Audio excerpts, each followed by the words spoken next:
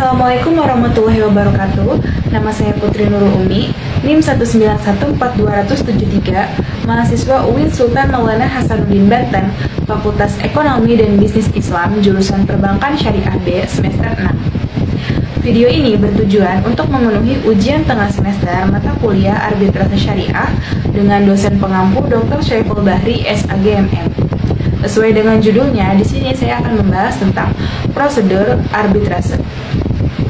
Pembahasan pertama yaitu bagaimana prosedur arbitrase menurut Basarnas.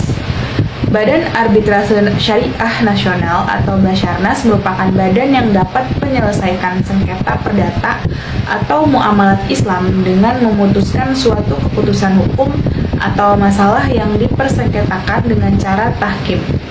Di sisi lain, Basarnas juga dapat menyelesaikan perkara perdata lainnya sepanjang tidak bertentangan dengan undang-undang yang berlaku. Keputusan yang ditetapkan oleh Basarnas terhadap perkara yang diajukan kepadanya bersifat banding atau mengikat dan final, tidak ada banding atau kasasi.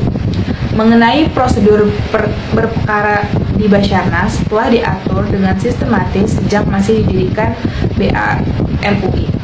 Secara garis besar, aturan tersebut dituangkan dalam Peraturan Prosedur Badan Arbitrase Muamalat Indonesia atau BAMUI yang diberlakukan sejak 21 Oktober 1993. Adapun prosedur penyelesaian sengketa melalui Basarnas dimulai dengan penyerahan secara tertulis oleh para pihak yang sepakat untuk menyelesaikan persengketaan melalui Basarnas sesuai dengan peraturan prosedur yang berlaku. Basarnas dalam menjalankan fungsi dan kewenangannya memiliki prosedur yang memuat ketentuan-ketentuan sebagai berikut. Pertama, permohonan arbitrase. Prosedur arbitrase dimulai dengan mendaftarkan surat permohonan untuk mengadakan arbitrase di sekretariat Basarnas. Surat permohonan tersebut sekurang-kurangnya harus memuat nama lengkap, pekerjaan, dan tempat tinggal atau tempat kedudukan para pihak, menyebutkan adanya klausal arbitrase atau perjanjian arbitrase, masalah yang menjadi sengketa dan tuntutan dan dasar tuntutan. Kedua, penunjukan arbiter tunggal atau arbiter majelis. Arbiter yang ditunjuk oleh Ketua Basarnas setelah selesai sidang pemeriksaan pertama atau selambat-lambatnya 3 hari meneruskan keberatan tersebut ke Ketua Basarnas dan selambat-lambatnya harus sudah mendapatkan penetapannya dalam waktu 7 hari. Apabila keberatan diterima, maka Ketua Basarnas menunjuk alternatif pengganti. Apabila sebaliknya keberatan ditolak, maka Ketua Basarnas harus menyertakan alasan-alasannya. Apabila Ketua Majelis Arbiter yang diganti, maka salah seorang anggota majelis diangkat menjadi Ketua Majelis dan Ketua Basarnas mengangkat seorang arbiter baru sebagai anggota majelis untuk melakukan pemeriksaan. Ketiga, pemeriksaan dan jawaban. Tata cara pemeriksaan dilakukan secara langsung dan tertulis atau lisan di depan persidangan. Pemeriksaan terdiri dari tahap jawab-menjawab, replik, duplik, pembuktian, kesimpulan, dan putusan. Pentahapannya ditentukan berdasarkan kebijakan arbiter. Pemeriksaan dilakukan dalam sidang tertutup dan menggunakan bahasa Indonesia. Jika para pihak atau salah satu pihak tidak memahami bahasa Indonesia, maka para pihak yang berkepentingan menghadirkan penerjemah.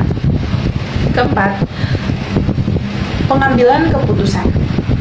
Pengambilan keputusan arbiter majelis diambil berdasarkan musyawarah atau mufakat, dan apabila mufakat tidak tercapai, maka putusan atau penetapan diambil berdasarkan suara terbanyak. Apabila suara terbanyak tidak tercapai, maka ketua arbiter majelis dapat mengambil putusan oleh dia sendiri, dan putusan tersebut diambil oleh semua arbiter majelis.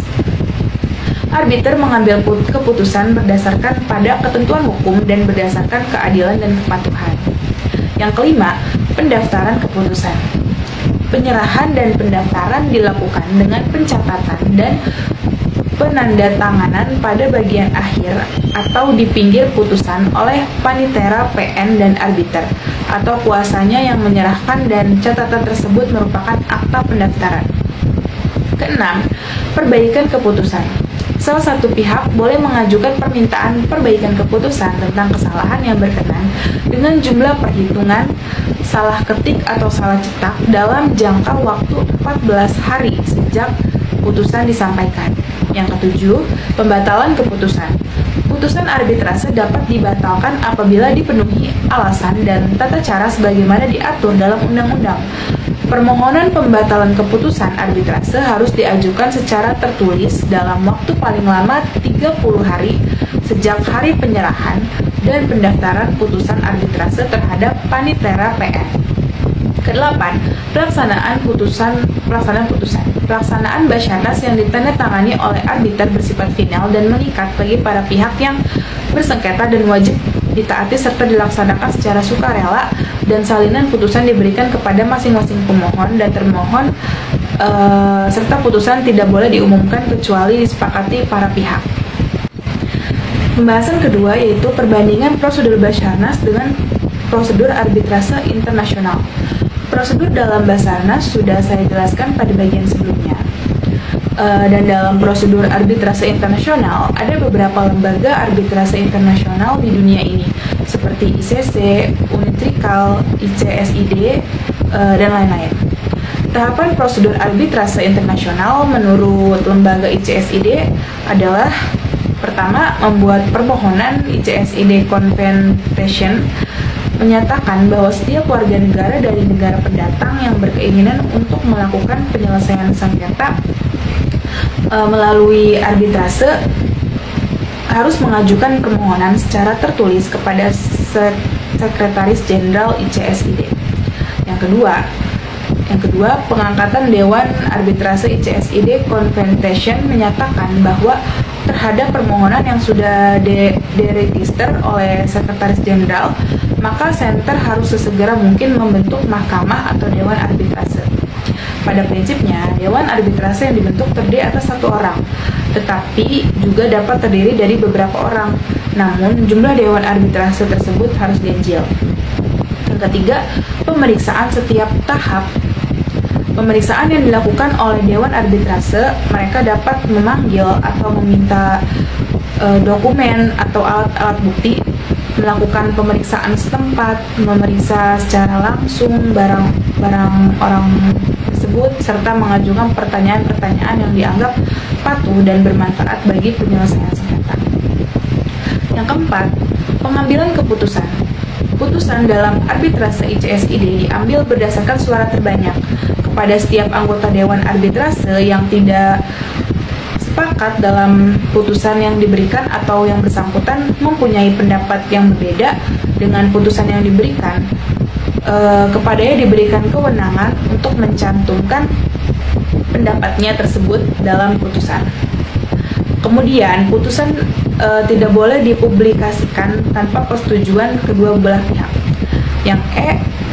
Yang kelima, kekuatan hukum putusan arbitrase. Putusan Dewan Arbitrase adalah bersifat final dan binding. Dengan demikian, pada prinsipnya, terhadap putusan arbitrase tertutup upaya hukum. Selama jangka waktu 45 hari dari tanggal pengiriman tersebut, para pihak dapat mengajukan pertanyaan tentang hal yang berkenan dengan kesalahan pengetikan, perhitungan, atau kekeliruan lain yang sejenis. Selanjutnya, yang keenam, pembatalan putusan arbitrase.